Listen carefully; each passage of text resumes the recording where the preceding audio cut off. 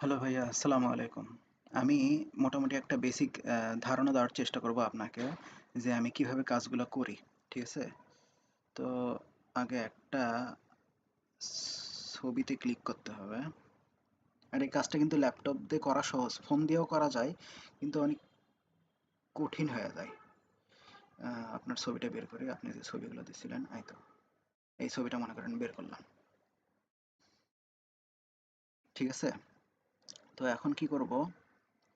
এই ছবিটাকে কপি করব। আরো ভালো হয় যদি মনে করেন আপনি শুধু ৬ নাম্বারটা চাচ্ছেন, তাহলে আরেকটু জুম করব, তাহলে আরো ভালো হবে, বুঝছেন? একটু জুম করব, জুম করে আহ, এইখানে আমাদের কম্পিউটারে স্নিপ নামের একটা অপশন আছে, SNIP, স্নিপ, স্নিপিং টুল। এই স্নিপিং টুলে ক্লিক করব, ক্লিক করে এইতে নিউতে ক্লিক করব, নিউ। তাহলে এখন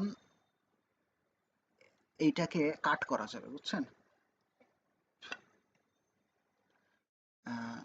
লেফট মানে কার্সর, কার্সরে ক্লিক করে ধরে থাকবেন, ধরে থেকে এইটা এইভাবে একটা বক্স ক্রিয়েট করবেন। আপনি শুধু এতটুকু চাচ্ছেন, এতটুকুর একটা স্নিপ নিয়ে নেবে, স্ক্রিনশট নিয়ে নেবে। ঠিক আছে?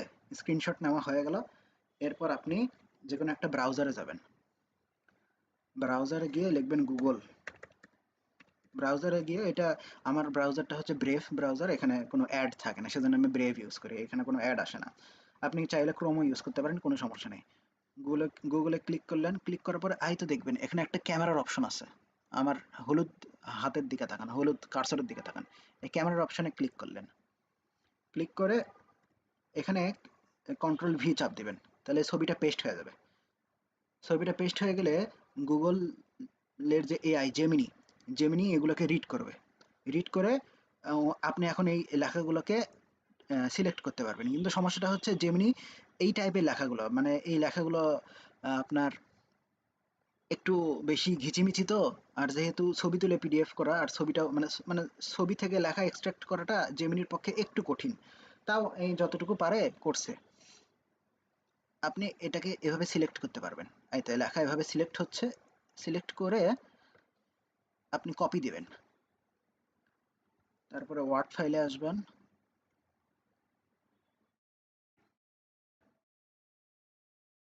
এখানে পেস্ট করে দিবেন। পেস্ট করে দেখবেন যে লেখা ঠিক নাই, লেখা অনেক সময় ঠিক থাকে না, অনেক সময় ঠিক থাকে, আবার অনেক সময় ঠিক থাকে না, এটা জেমিনির উপর ডিপেন্ড করতেছে। এখানে দেখেন, এ নাম্বার হচ্ছে forestation means cutting down of trees, B number হচ্ছে ডিফরেস্টেশন। দেখেন উল্টাপাল্টা কিন্তু, দেখছেন? মানে ও রিড করতে ভুল করছে। ঠিক আছে? তো অনেক সময় এটা কাজ করে, অনেক সময় এটা কাজ করে না। আর আমি যেটা করতেছি সেটা একটু দেখাই। আমি চ্যাট জিপিটিকে দিয়ে কাজগুলো করায় নিচ্ছি।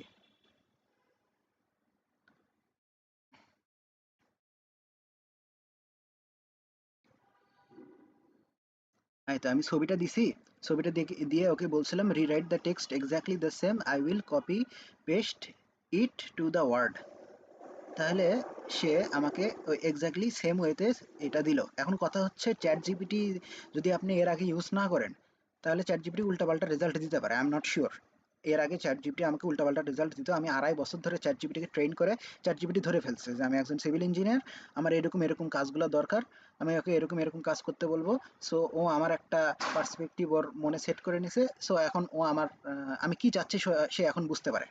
চ্যাট জিপিটি নতুন নতুন ইউজ করলে অনেক সময় উল্টাপাল্টা রেজাল্ট দিতে পারে।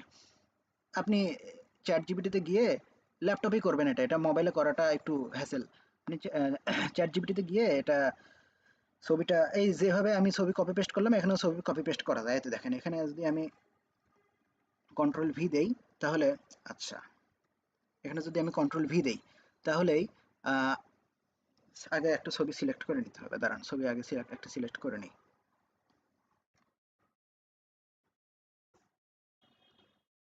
ছবি একটা সিলেক্ট করে নিলাম, করে নেওয়ার পরে এখানে এসে কন্ট্রোল V দিলাম, দেখবেন যে চ্যাট জিপিটিতে এখানেও চলে আসছে। ঠিক আছে? তারপরে আপনি এই সেম জিনিসটা লিখবেন, লিখে চ্যাট জিপিটিকে বলবেন যে হ্যাঁ এখন এটা আমাকে করে দাও। চ্যাট জিপিটি কখনো সঠিক রেজাল্ট দেয়, আবার কখনো ভুল রেজাল্ট দেয়। আর যখন একটু বেশি ঘিচিমিচি আলা ওয়ার্ড থাকে, এত যেমন এটা একটু বেশি মানে এমসিকিউ তো, তো এমসিকিউ করার জন্য আবার পাইথন লাগে, বুঝতে পারছেন?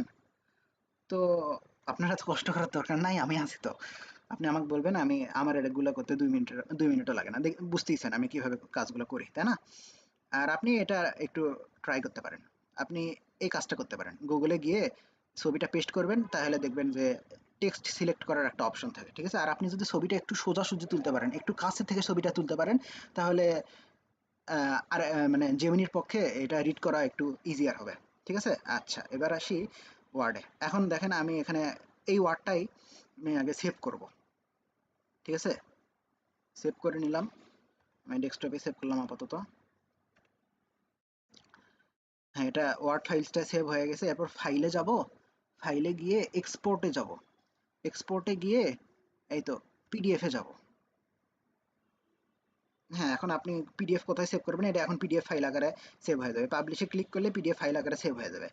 আর যদি আপনি কোনো ওয়ার্ড ফাইল ডাউনলোড দেন, যেমন আপনাকে যেগুলো পাঠাইছি সেগুলোটাই যদি আমি ডাউনলোড দেই, হয়ে গেল।